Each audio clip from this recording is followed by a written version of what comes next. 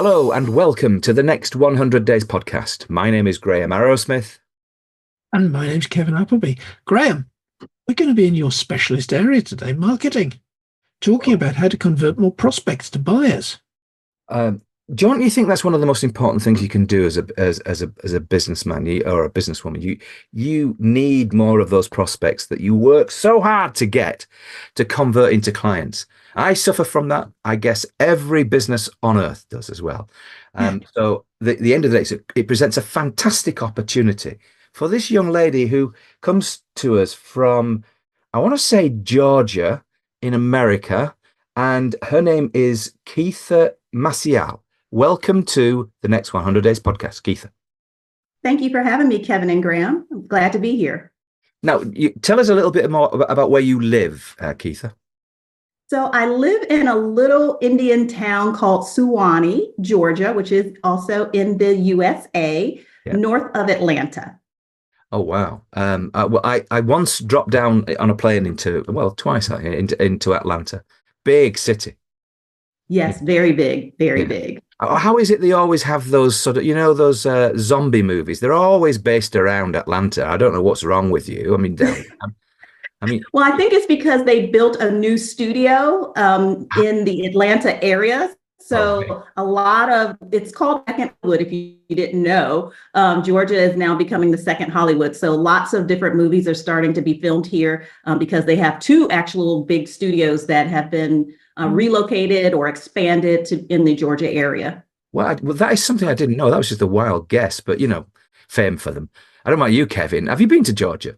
I have, and I'm actually quite jealous of where Keitha lives, because we did a holiday where we drove right across the southern states, well, mostly Tennessee, but we flew in and out of Georgia. And the last couple of nights on holiday, we stayed at a lovely place that was a few miles north of Georgia in some wonderful countryside, enjoying some fantastic sunshine. So it was a lovely, lovely place to be. North of Atlanta, you mean? So north of Atlanta, yes. Yeah.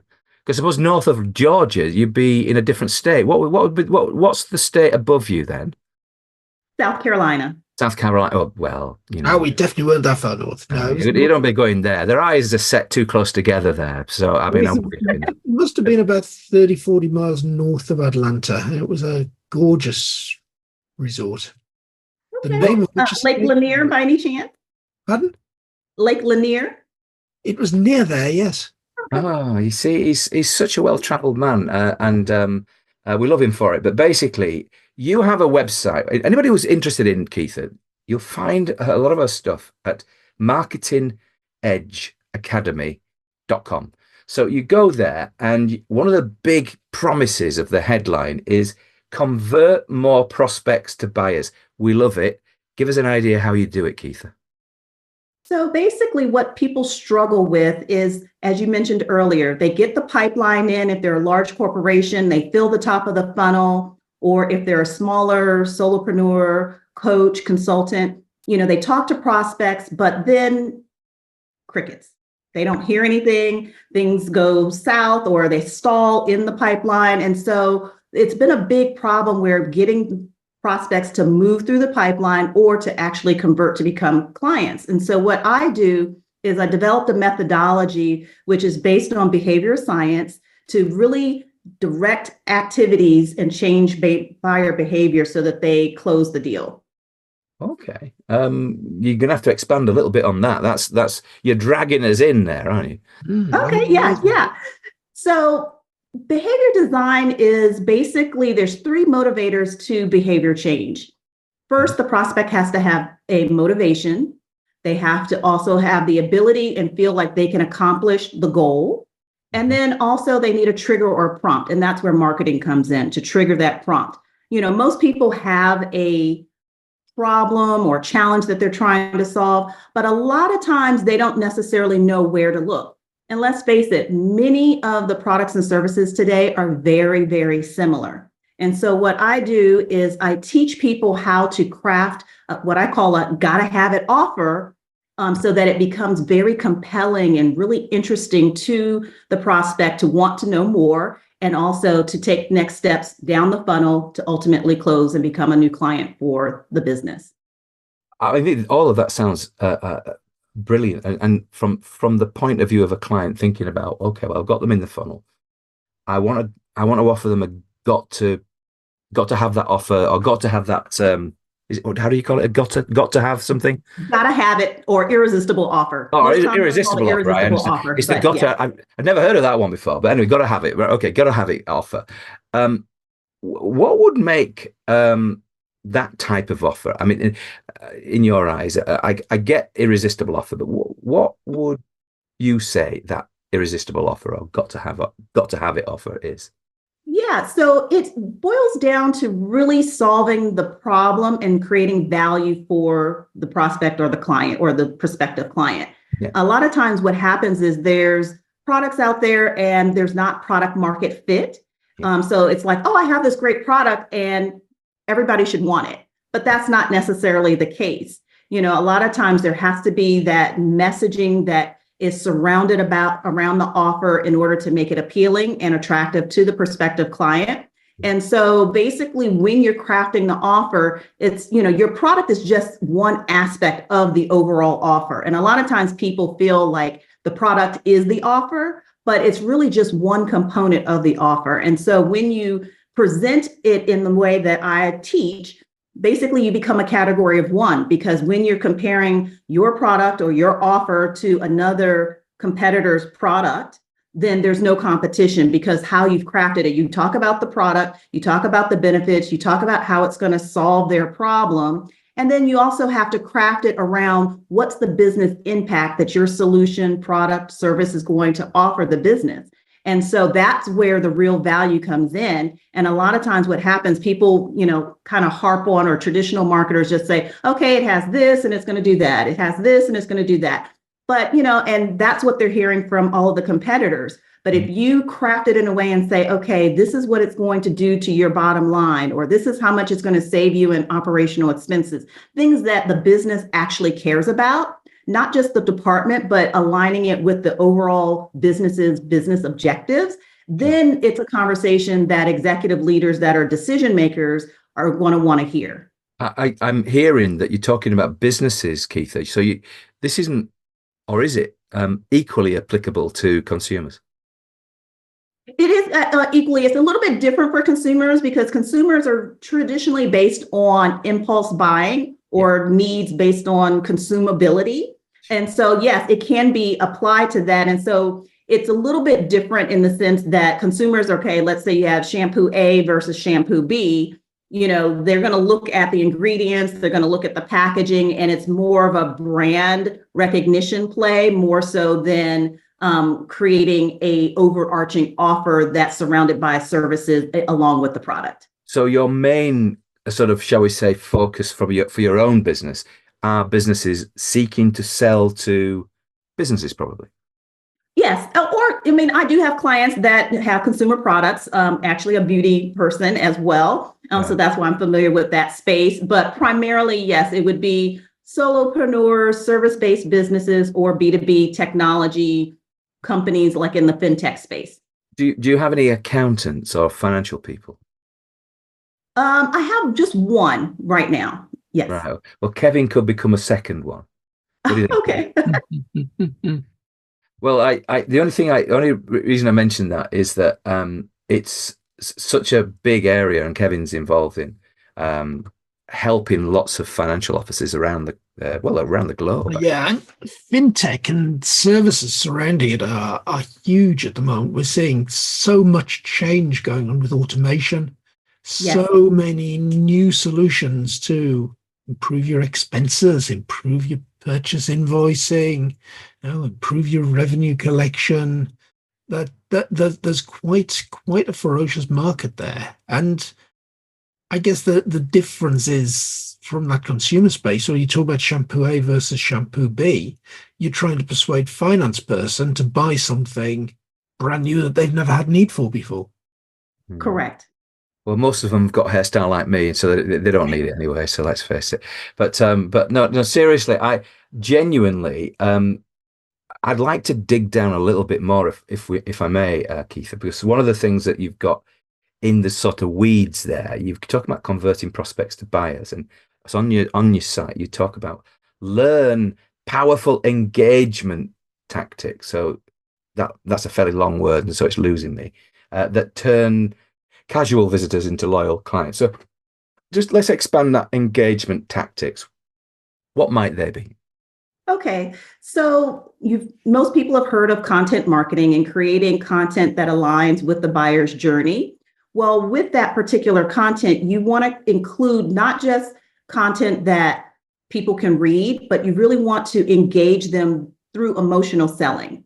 People make decisions emotionally and they justify it with logic. So crafting your content, whether that be for B2B or B2C, so that it engages. How are people going to feel once they apply or use your service or product?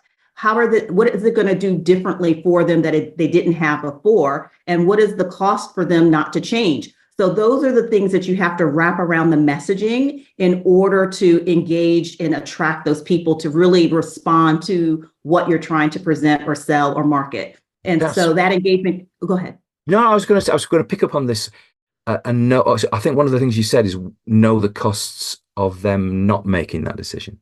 Yes. That must be fun. How do you come? Because Kevin's a cost man. How do you come up with the costs of a non-decision?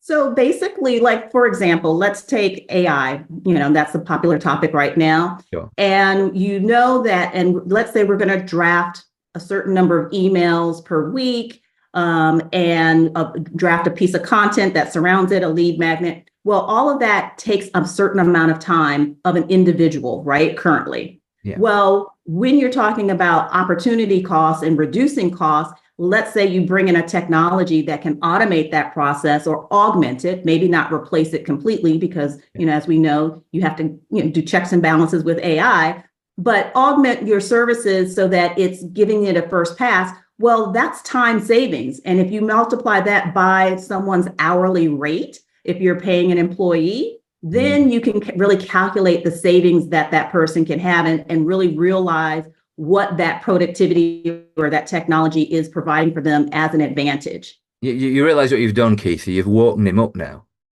Well, You're talking his language. definitely talking my language, and it's right through a management consulting career.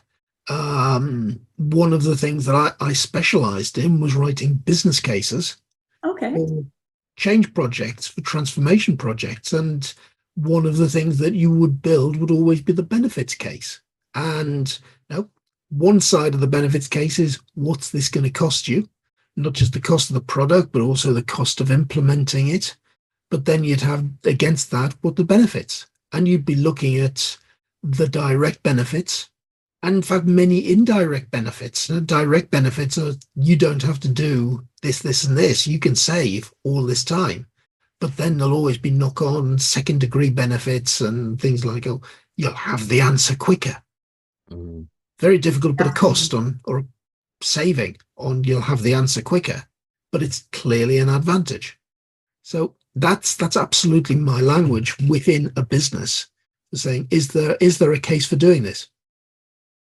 Yes. And so when you're thinking about that, it's, it does become a little bit analytical. I tell people that marketing is half art and science. It's not just one or the other, because you have to analyze the analytics and the performance, having key performance indicators to understand how your activities are faring. But then also from a practical standpoint, we know that budgets are being cut because of the current economy and the inflation. So because of that, marketing teams and their budgets are being constrained. So they're looking for options to really expand and maintain their same level of productivity or even more with the same resources that they have, human capital resources that they have. And so when you're bringing in technology or different solutions that can automate, so, and I'll bring up AI again, with AI, you can automate different repetitive tasks so that it creates a workflow that then streamlines the process that, again, makes it easier.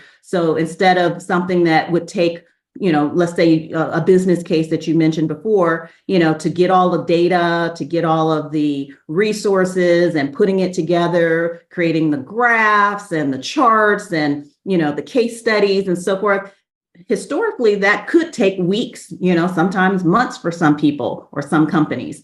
But, if you can leverage technology or find ways to streamline that can cut that time down, then you can deliver that business case a lot faster and then begin implementation. Because a lot of times when you're talking about technology products, services in particular, the implementation takes so long. And so if there's ways to shave off time from implementation, then they can get the product or service in market faster and then begin seeing the benefits and reaping the return on their investment. One of the things that you mentioned in your in Marketing Edge Academy was this idea. I mean, I've got to say negative points for this because you used the word elevate. You're not allowed to use elevate. I know. It's reading too much AI again, Graham. There's nothing well, elevate. It's a nice sophisticated word.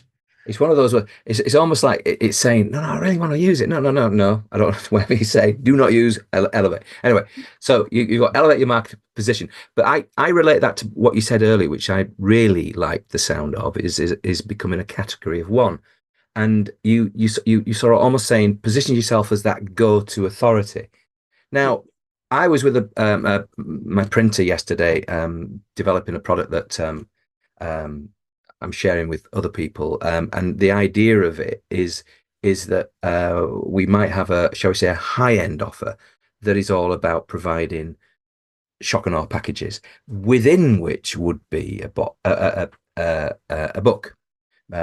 Potentially from one of our mutual friends who might create that book.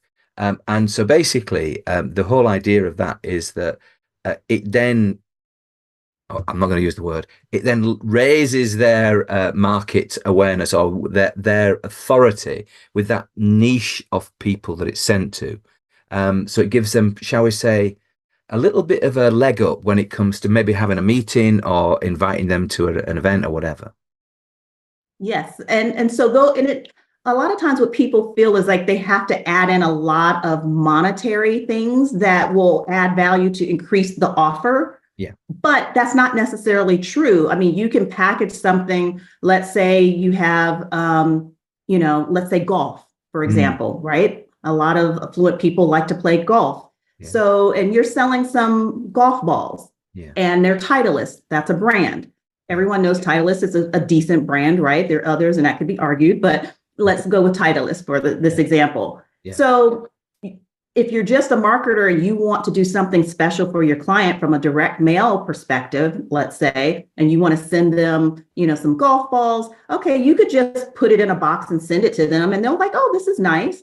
Or you can kind of surround it with something like taking it out of the actual Titleist packaged manufactured box and put it in a nice engraved wood box. Yeah. And what's more, that might cost you a little bit more money, but the perceived value of what that person's receiving gets raised versus raised. But then if you add, let's say you have a relationship with a celebrity, Mickelson or Tiger Woods, and you can get them to sign the ball or put some type of little postcard or picture or something in the package as well, then that also increases the perceived value. But yet that might not be something that would cost you too much in order to package it together. So then when someone's considering your package versus someone else, one, it fosters goodwill because they're going to remember your package more so than just someone that just sent them, a regular golf balls or just a standard package. It's going to open up that awareness that, hey, this might be somebody I want to talk to. And then there's other psychological principles that, come into play, law of reciprocity and so forth, and authority. And so those things will then help, increase the likelihood that someone will take that meeting, take the strategy session, or give you a call. Do you know, this is gold, Kevin? I mean, Keitha, I knew you'd be brilliant, and those are really good examples. And the whole idea of this is, well, what do I do? And, there are people like me out there and Keitha, et cetera. But I mean, Keitha's got a bigger market than me. That, you can lend your hand to anybody. And I suppose all your clients are all from the States, or are they around the world? They are from the States currently, but I'm open to expanding globally. Oh, right. Okay. So all these UK businesses listening to this will be on the phone and they know how to get you, don't they? Because it's marketingedgeacademy.com. Presumably that's the main way of getting you. Yes, that is the main way of getting me. Okay. So, Keitha, you're primarily selling training courses. Correct. Okay. So how does the model that you train people in apply then to your own business? How do you get people to come down off the shelf and actually pay the dollar amount to start a training course? So, it's two parts. There's training course, and then there's also coaching. So then I eat my own sausage, as they say, and I craft an irresistible offer. So it's not just about just getting the training. The training is invaluable because once you develop the skill, it's the old adage of, give a man a fish, they know how to eat for a day, teach a man how to fish, then they have food for a lifetime. And so that is the premise behind the Marketing Edge Academy, is to really educate people on different tactics. The big brands like Frito-Lay, Facebook, even some of the social media platforms, Mercedes-Benz, all of the big brands, Nike, they leverage consumer insights. And so that is one of the things that a lot of smaller companies and organizations, they don't necessarily, feel the importance or see the importance of really getting to understand their customer to the point where they know what their hot buttons are. They may have some general demographic information, age, gender, education level, revenue, income, so forth, but really understanding the psychology behind what frustrates them.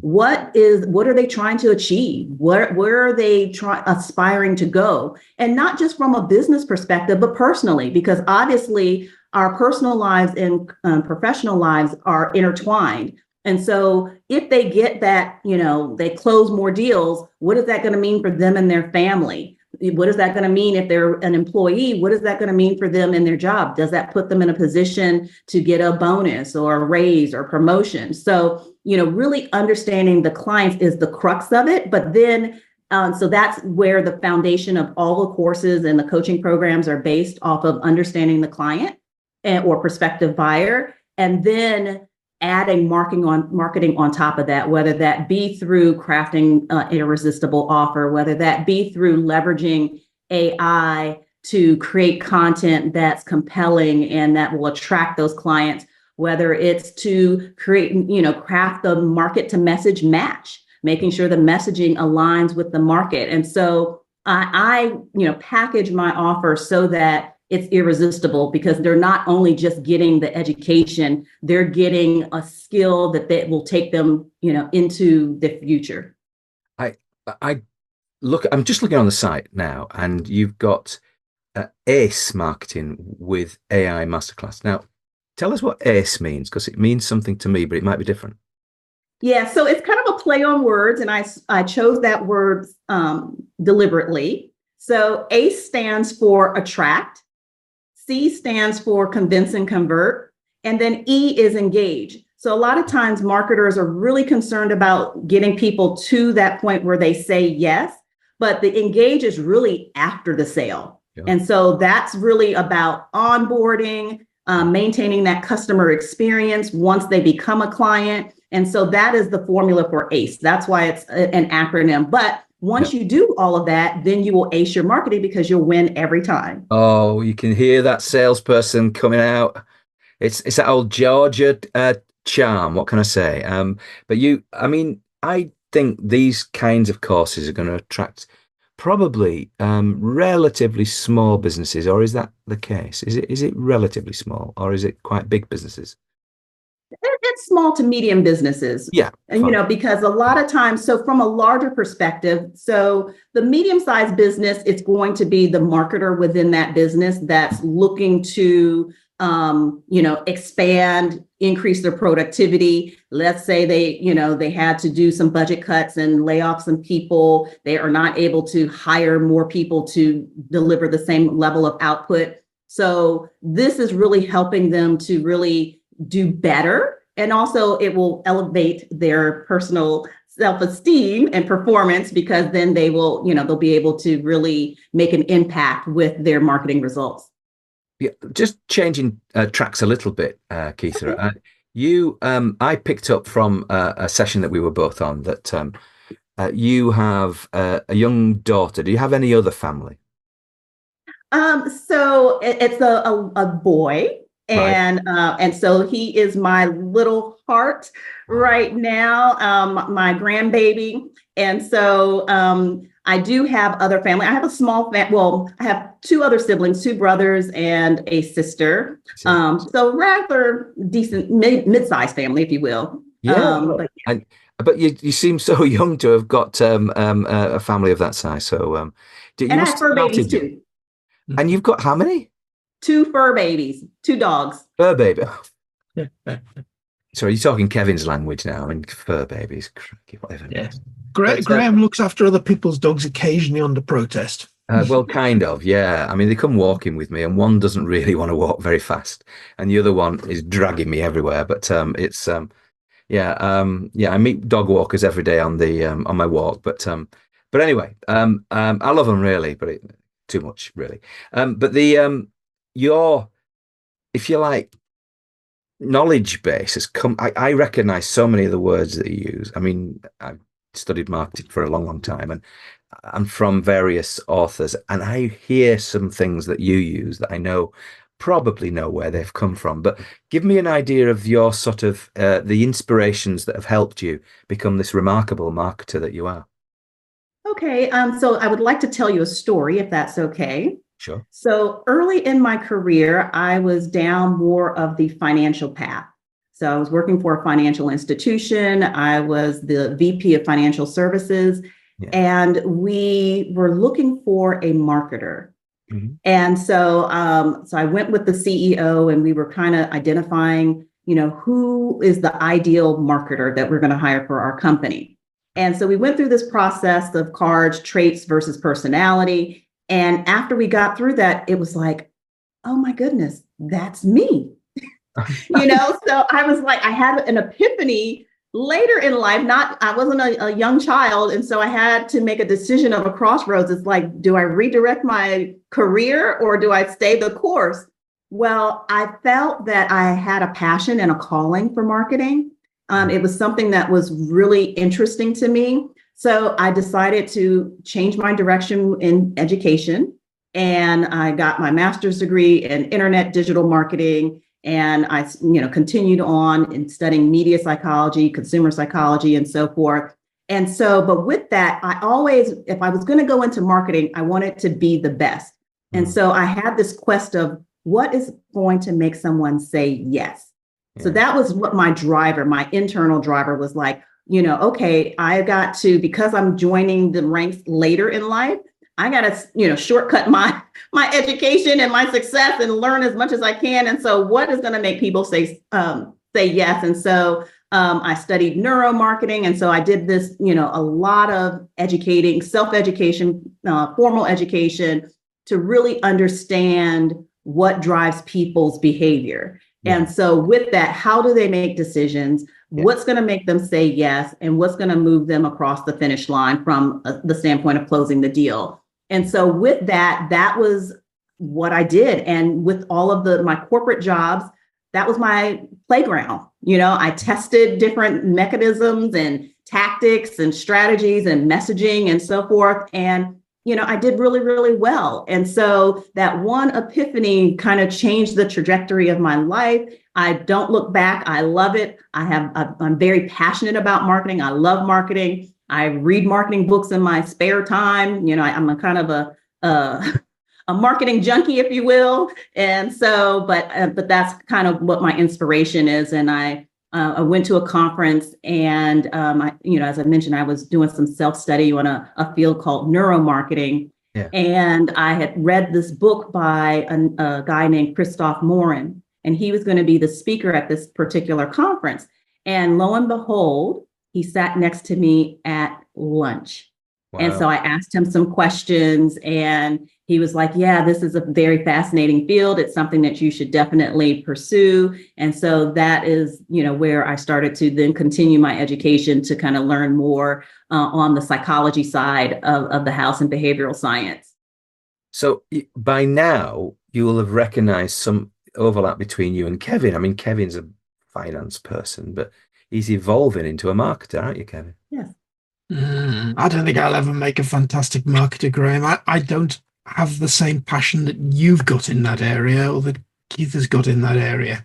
But Keitha is, I mean, she says she's great at marketing, but she also kept a job in the finance team as well. So she was, I bet you were, I bet they wanted you to do two jobs at the same time, didn't they? They tried, but I tried to, steer away from all the numbers, although you do still need numbers in marketing because you have to measure the leads and the conversion rate. So there's still math and finance involved, especially when you have to go to finance to get budgets to fund events and other tchotchkes and other types of activities, direct mail campaigns and so forth. So, marketing and finance are closely aligned. You've got to be you've got to be a really dim marketer if you don't make a friend of your finance guy. Absolutely. They're so important, even if it's just to give you, a few tips on how to use Excel. But I mean, at the end of the day, it's a lot more than that usually. But for me, I've always had that view, and not every finance person is like me. I mean, Kevin hates me, one of those things. It's just we muck along, but he just has this dim view of me because I'm a marketer, don't you, Kevin? That's it. It's because finance people run everything. Don't think so. So, one thing I saw though, shock and awe box, it was interesting. I support a football team called Leeds United. It's owned by an American company, the 49ers, and they sent out we have a lovely new yellow away shirt, which Leeds fans love. I mean, they've hankered after this yellow for years. Nobody's delivered it, so I've got a lovely yellow shirt, and it is nice. And they sent it to an ex-player, and I just saw that how they'd done it, and it was a really tasteful box. And he opened it up, you could see this on Instagram or whatever, and it was very, very tastefully done. It was a shirt, presumably in his size because it's football still. So basically, that type of the way I look at shock and awe boxes in particular, when it comes to this idea of actually creating authority, is that I want the recipient to think. They didn't have to send it, but they did. Mm-hmm. And that tells hopefully a story about you. We both know somebody who preaches this idea of allow people to reach conclusions on their own. But I think the shock and awe box kind of does that. And I think it sort of fits in very well with the kind of teachings that you're offering. But one last, a few more questions, but basically one question that I haven't asked you. Next 5 years, everything's going to be changed. The whole world's going to be, when it comes to AI, somebody told me, was it this morning, that in 2 years, AI will have more intellect than every human on Earth. And you think about that for a minute. I mean, it'll only take about a month to get beyond America. But I mean, I'm not being rude, but I mean, no, I'm only kidding. But the point is, 2 years, it'll have a greater intellect. 2 years. It's not a long time. We all know that. We've got children and they kind of grow up and you don't see them. 2 years is not a long time. So how much will that impact on marketing, do you think? I think it's going to have a very significant impact. I think that there will be people that will, definitely lose their jobs. There was an interview with Mark Cuban. I'm sure most people are familiar with him. Yeah. And basically, he bluntly said that if your business is not doing AI or has not incorporated it, yeah. You will be out of business. Yeah. And so that's one of the impetuses for, the training course, ACE Marketing with AI, because basically I want to teach people that skill and so that they don't. And that's why I target smaller businesses because, a lot of times they may be hesitant. There is some, there is hype around it. There is some fear, but all of that, some of those things are addressed in the course as well. The ethics behind it, some of the things that people are afraid of, the incorrect information, hallucinations, and things like that. But understanding how to create a prompt properly to get the output that you're expecting or you want, that is the skill. And that's what people need to know. It's not just about being able to generate a blog in 15, 30 seconds. It's about understanding how to craft the prompt in order to deliver the blog that will then lead to the desired result, whether that is to go to, drive traffic to a website, drive to a lead magnet, whatever it is, but that is where the skill comes in. And so in the future, within the next couple of years, people will need to adopt or learn AI skills and incorporate that to what they're doing, because there is still some expertise needed. As I mentioned before, you still have to double check. You can't just take what's spit out by AI verbatim. You have to leverage your lens of expertise in marketing, in finance, wherever your field or department is, in order to make sure that the output is right, first of all, so those checks and balances. But but people now, I mean, believe it or not, I see advertisements for chief AI officers. That's a new role, which we didn't have 2 years ago. So you talk about 2 years in the future, 2 years in the past, this role did not exist. From what I've seen, though, Keitha, that means that they won't need a finance officer. You realize that, because the AI will be able to make Kevin's type redundant. I mean, it will be able to train it to do all the financial. Sorry, Kevin. I'm rather hoping that AI is around already that really helps us do all the finance. But the bit that AI can't quite do is make the value judgments that go behind the decisions. And that's where the finance folk have got to reposition themselves. But actually, Keitha, I'd like to follow just something slightly different, because in many ways, we're in the same business line that we're selling courses. Mm-hmm. You're targeting your courses at marketing people. I'm targeting my courses at finance people. Mm-hmm. But what I'm seeing is that loads and loads and loads more courses are appearing on the market, because anybody can go and ask ChatGPT a few questions and build a course very, very quickly. So what's your view on how do you stand out and differentiate yourself in a training market that could potentially be flooded by AI? So this is why I coupled my courses with a program called Sway, which is Sway Buyers Your Way, the offer design, because you have to package it in a way. So it's not just about the course itself.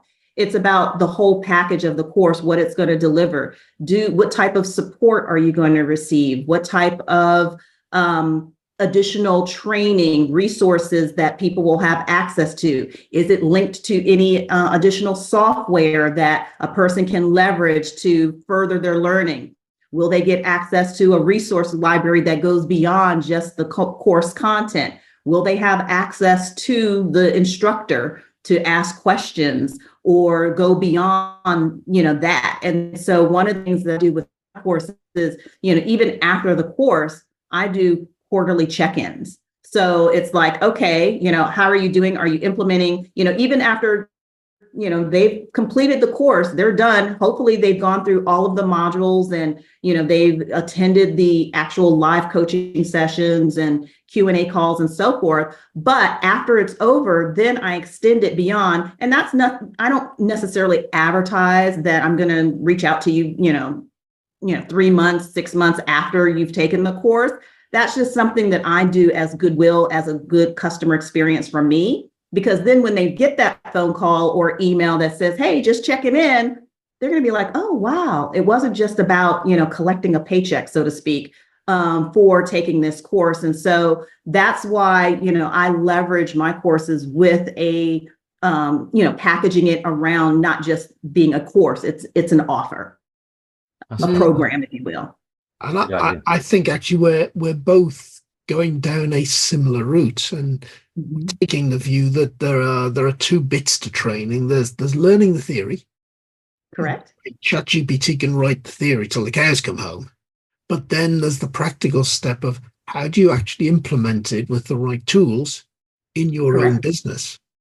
And getting people to go do the implementation piece takes a lot of effort. You can't just write some instructions on a website. Correct. And definitely saying that the interpersonal piece, where you're not necessarily, you've joined a course not just to read the stuff online, but you will join the course to get access to somebody who's been there, done it, got the t-shirt, professional mentor. I'm actually seeing a huge parallel to where perhaps the music industry's been. Go back to when we were all kids. Your rock bands, pop stars, so on, they made millions out of selling vinyl, then selling CD. They hardly make any money out of that sort of physical music now because it's all been so commoditized. They now make money out of the thing that used to just be a promotional activity doing the tour. But the thing now that they make money out of is the live appearance. Mm-hmm. And I think we've got a huge parallel that AI will never replace the live appearance. Right. But Well, then let's hope. that goes into the entertainment industry. That's what makes it special. Because one of the things that, like with Graham, what Graham does as far as the direct mail piece is the shock and awe, that's an experience. People want experiences now. They don't want just the same old that they can get from down the street. They want something, even if it's just something small, minor, they want an experience. They want something that's memorable. They want something that they can, tell a story about, so those are the things that are going to stick. And those are the things, in my personal opinion, that are going to be the keys to success in the future, is creating unique experiences. Because as I mentioned earlier in the conversation, most products are pretty much similar. They have the same features and benefits. And, one company may add this additional feature, but when they add that feature, is that the feature that the buyer really wants and cares about?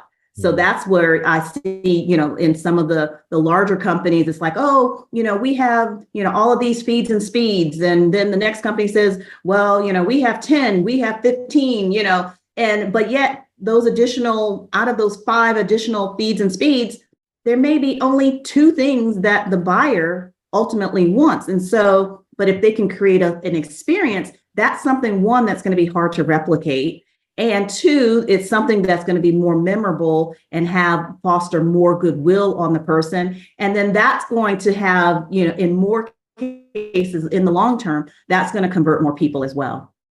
Well, I hope shock and awe boxes do as well, Keitha, because when we were at the printer, my contact there, he basically showed me 2 boxes, and in the smaller box there was we opened them up and there was some chocolates in there, and I had my intern with me, and she we took the box away with us they were for us, and it didn't take long to take one out for herself before we even got out of the room. And but so in the car we left because it was quite warm, and we left it under the seat. Got back, and I dropped her off, and I'll take that.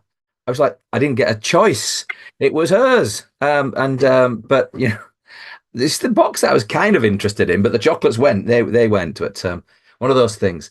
But Keitha, it's been an absolute pleasure. You've shared so much. You've only been talking for 3 hours. It's been unbelievable. You have such a lovely Georgia accent, and you will be somebody who can bridge the gap between where we are now and for a few years, creating those additional things that you'll need as a business to survive. And Keitha, you are going to be right there in the center of doing that. And I'd like to thank you for being on the next 100 Days podcast.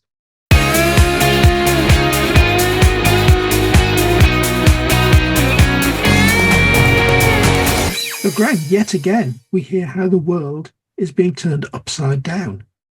And we're talking about how do we move forward in this future world of AI. Yeah, I think the beauty of what Keith has just been talking to us about is that it's not just about that, and it's about having a strategy that complements that, because you can't have a strategy that doesn't include it. I think we're beyond that point now. But if you have a strategy that complements it and makes it more experiential, then then I think you've got a reasonable chance of success. I don't think it's just about survival. And I think the courses that Keitha is offering small businesses, small and medium-sized businesses, could help. Absolutely, absolutely. Mm. Some of what we're talking about there a bit is the stuff we've talked about for a long time on the show. Yeah. But there's other things that are coming in where you've got to adapt that message. You've got to do things slightly differently. Yeah, I mean, I think the thing that people forget is that we're now recording this in on the first day of August. It's Yorkshire Day, and basically we are still less than 2 years old in terms of the sort of publicly available AI. So when you start thinking in those terms and the fact that it's effectively a toddler, and that yes, what toddlers have, they're known to soil their nappies, and basically every now and again they'll, you know, get things wrong, then basically that's kind of a reasonable parallel for where we're at. But imagine, That's a good analogy, but it well, then becomes frightening as to yeah, what it'll be able to do when it grows up. can you imagine what it'll be like when it's a teenager? It's going to be, it's going to be I get the amazing. toddler analogy, Graham. I'm not sure I get the teenager analogy yet. Well, just think of it that this way, that'll be another 13 years on top of where it's at. So, Yeah, it's going to be so um, overwhelming. But the smart marketers will understand the ways in which we can work effectively with AI, and I'll be very happy to talk to you about some of the things that I'm working on that will help marketers in this regard. I'm absolutely amazed by it, and actually, for that matter, Kevin, it'll help accountants too, because I've well, just seen an amazing work through of something that would be fascinating to you, and it's just completely transforming the world of the way in which we do things. So more about that on another podcast, but I would say it's been a great podcast with Keitha Maciel, and she's all the way from Georgia. And if you want to contact her, it's marketingedgeacademy.com. All that leaves is for me to say I've been Graham Arrowsmith. I've been Kevin Appleby. Goodbye. Goodbye.